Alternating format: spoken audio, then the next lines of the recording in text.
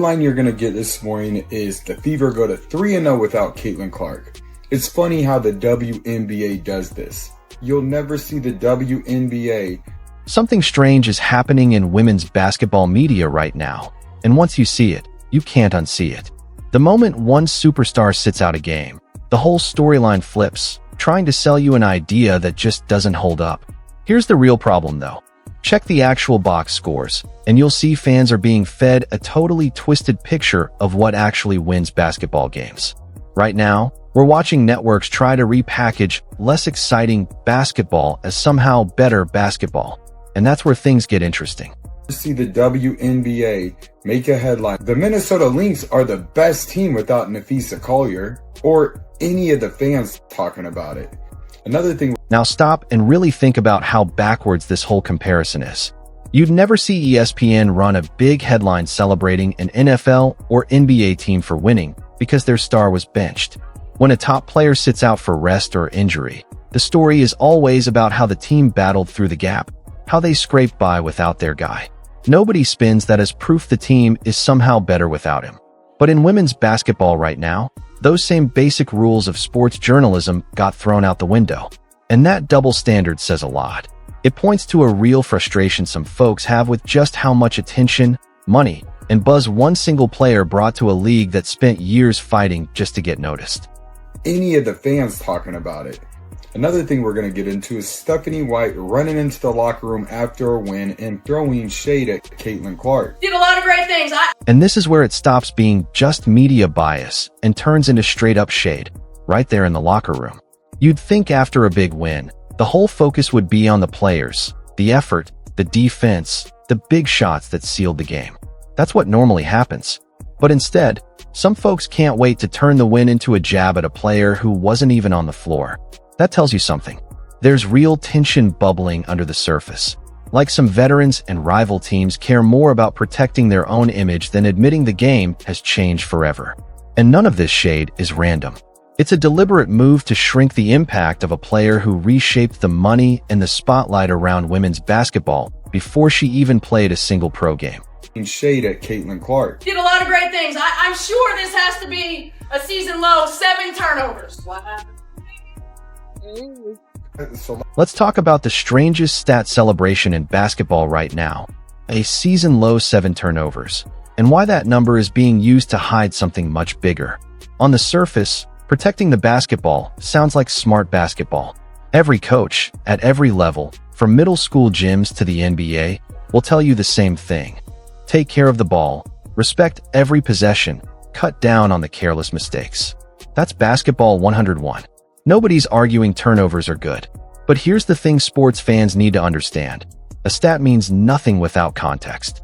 And when you actually look at how those low turnover numbers were produced, the whole story starts to fall apart. Think about it this way. It's incredibly easy to avoid turning the ball over when your offense isn't asking anyone to do anything difficult. If nobody's threading a pass through a tight window, nobody's trying to split a double team, nobody's attacking a set defense off the dribble, of course the ball isn't going to get stripped. Of course you're not going to throw it away. The game looks clean because the game is being kept simple. But simple and safe is not the same thing as elite. And it's definitely not the same thing as winning against the best competition the sport has to offer. Now here's where the double talk really jumps out at you. Just 2 days before this great, fundamentally sound performance, these same commentators were out here calling a totally different backcourt, showing an all-time classic. One big shooting night, one comfortable win, and suddenly guards were being talked about like they'd found the answer for the whole franchise. The story was, this slow, deliberate, half-court style is exactly what the team needed all along. Except that story falls apart the second real defensive pressure shows up. Because here's what the box score actually said in that very game they were praising.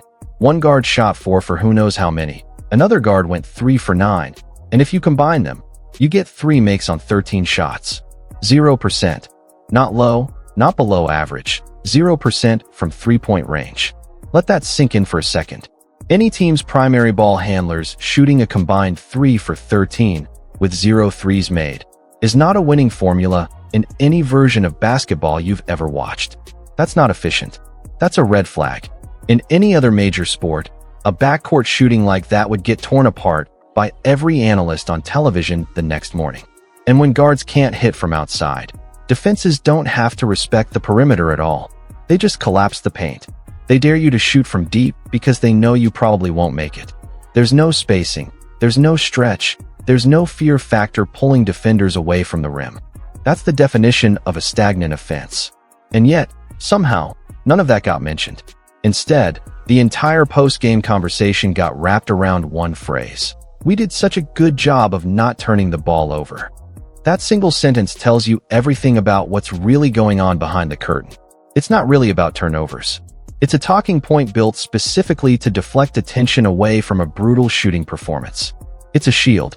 Say we protected the ball enough times, and maybe nobody notices that your guards just went ice cold from outside and still somehow got the win.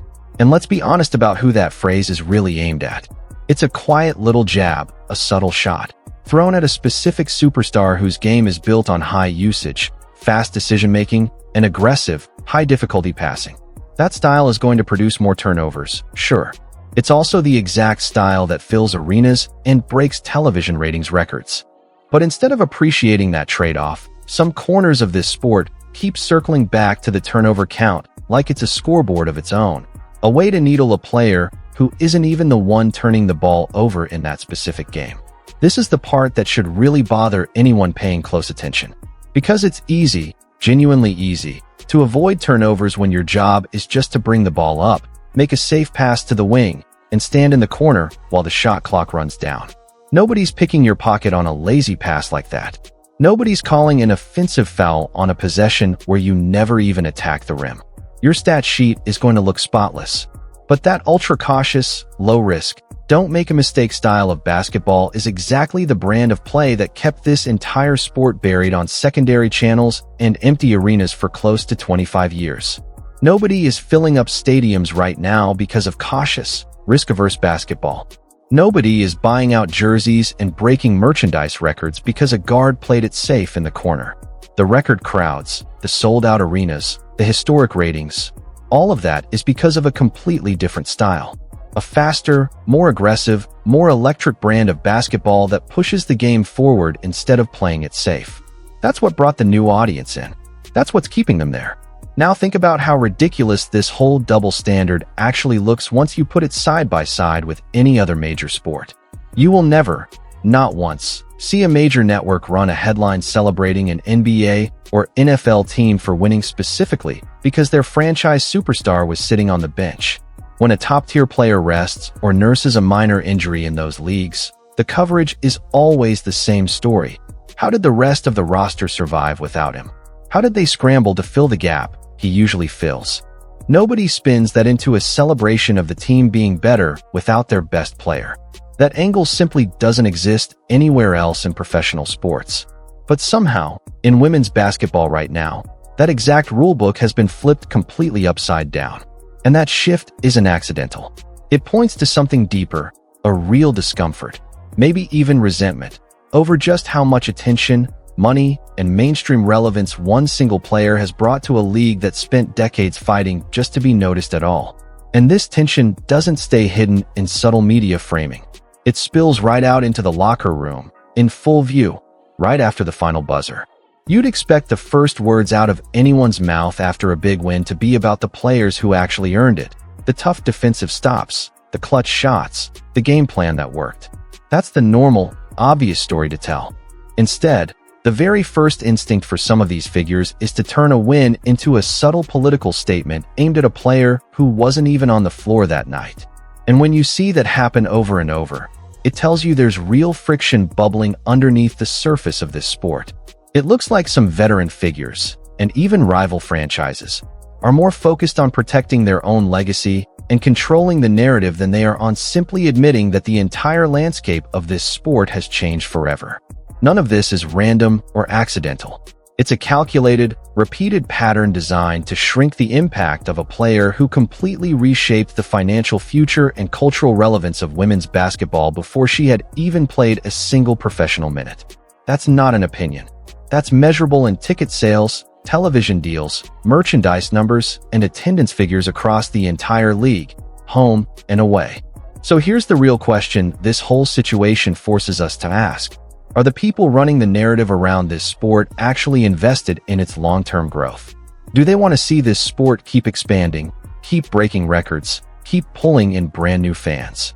Or are they more interested in protecting an old guard's legacy, proving to themselves that the league didn't really need one generational talent to matter? Because at the end of the day, the numbers don't lie, and neither does what you see with your own eyes on the court. Basketball fans are not dumb. They can absolutely tell the difference between a team playing elite, high-level offense and a team simply surviving on cautious possessions against a weaker opponent.